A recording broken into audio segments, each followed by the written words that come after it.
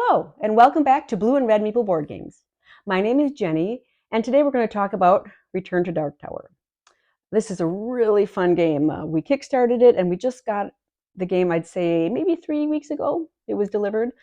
So far, we have played it twice at 2-player, and then we had a game day last weekend, and it was played twice at 4-player. It is a 1 to 4-player game. You can play it cooperatively, which is what we have done so far. There is also a competitive mode you can play in. Obviously, you're going to have to do some competitive things or cooperative things at the beginning, and then it'll get down to the end where you start, cutting throats. But a lot of fun. We've really enjoyed playing it, so I'm really excited to share it with you. All right, so the game. There are 4 territories, and it is nice having 4-player because then each player can kind of focus on their own kingdom, because there is a lot of management that you have to do with the board. And just so you know, this is a playmat that came with the Kickstarter version. It does also come with a regular board, which is quite a bit smaller. So if space is an issue, don't let this deter you because there is a smaller board. So each player has their little hero here, and you are going to be battling. You're going to be kind of keeping things neat and completing quests. There are 3 ways to lose and 1 way to win, if that tells you anything. We did win once, 2-player, so I'm hoping that with more plays, maybe we'll get some more wins under our belt. So I'm going to just go over the boards. Each player will start with a different board, different powers, basically just with your virtues. Everyone has the same actions, and it's really nice. Everything is very clear, so you have it in front of you, so you'll always know what you can do, and you don't have to be saying, what can I do? It's really nice. So everyone starts out with their banner action, which is going to be different, but it should be something that is going to benefit you. So you may gain warriors or spirit or a potion, something like that. Then there's the movement. You have movement, heroic actions, and reinforce actions. Those can be done in any order, and you can split your movement. So everyone starts out with 3 movement. You can move 3 in a row, or you could just move 1 space, do an action, and then move 2. So I like that you can move up your split up your movement. Your card also tells you that you can pay 1 spirit, and then you can double your movement. You just need to declare that before you actually do it. But those 3 things, movement, heroic actions, and your reinforced actions, again, can be done in any order. So I'll go over the heroic actions. You have 3 options. You can battle, you can cleanse, and you can quest. And this is where the decisions get to be really hard because those are 3 really important things that you want to do, and you can only do 1 per turn. So there is going to be a lot of table talk, a lot of decisions about what to do, because you are limited in what you can do, and there's so many things that you need to do. So it's a lot of fun. Someone might say, hey, I've got 2 skulls over here. So if you come over here and take care of this, I can do the quest over here. So again, it's really interactive, and that's something that I really love about games, because that interaction is what creates memories, and it sort of gives you that bonding experience over a game, which is something that I just think is wonderful. So I'm going to go over those things real quickly. The battle, that's pretty obvious. You're going to fight one of the big bads that you are in a space with. Each game, depending on which scenario you choose, it's going to be set up a little bit differently, with skulls and buildings, and then there are going to be the big bads that are on the board that you start with, and then they'll be coming on more and more and more as the game continues. With the battle, you'll be using the app, which you do have to use in the game, to do your battles. It is nice because a lot of times during games, battling can take kind of a long time with dice rolling or choosing cards and having to go through all of that. So it is nice that on the app, you just, depending on who you're fighting, it'll bring up the number of cards that they have, and you select the ones that you want to use. You apply advantages. So the battle part is pretty quick and streamlined, and I do like that a lot. The next action is the cleanse action. So the buildings, some of them will have skulls, some won't have skulls. You're going to be gaining and taking away. The cleanse action is where you get to remove all of the skulls from a building in a space that you are in. So this one has 2 skulls. You just take them and put them back into the bin. Anytime during the game where a building has 4 skulls, that the skulls and the building are removed from the game. Now, if there's ever a point where there are no more skulls to, if you're required to place a skull and there aren't any to choose from, the game automatically ends. So losing a building and those 4 skulls can really hurt you a lot. You do not want to be losing 4 skulls because that's just, getting you closer to death. So cleansing is very, very important. You really want to be keeping an eye on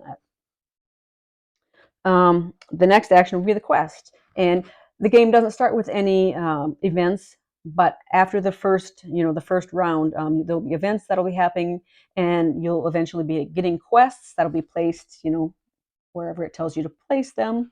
And then again, if you're in a spot with it and you meet any requirements, then you can go ahead and take care of that quest. Reinforce actions. So this is where the buildings come into play. If you are in a space with one of those buildings, you can do a reinforce action. For the Citadel, the free action is you can gain a potion, which can be very beneficial. Or if you pay 5 spirit, you gain a virtue. And again, we all start with some that are active, and then there are others that are flipped over. So if you gain a virtue, you'll flip it over, and it's another benefit that you're going to get.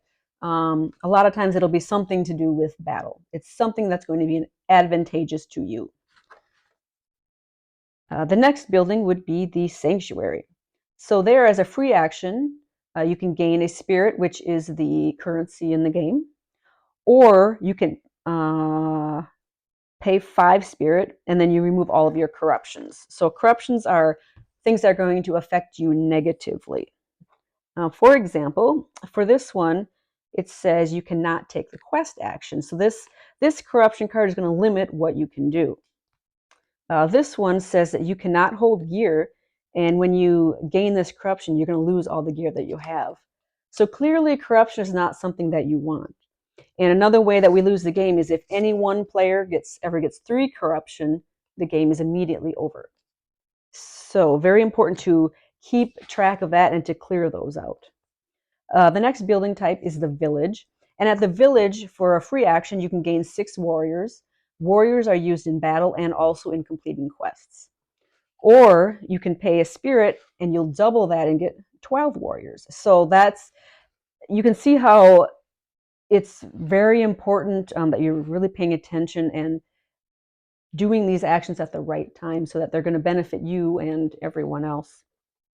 And then the last building type is the bazaar. And there, the free action is you gain a gear, or for 2 spirit, you can gain a treasure card.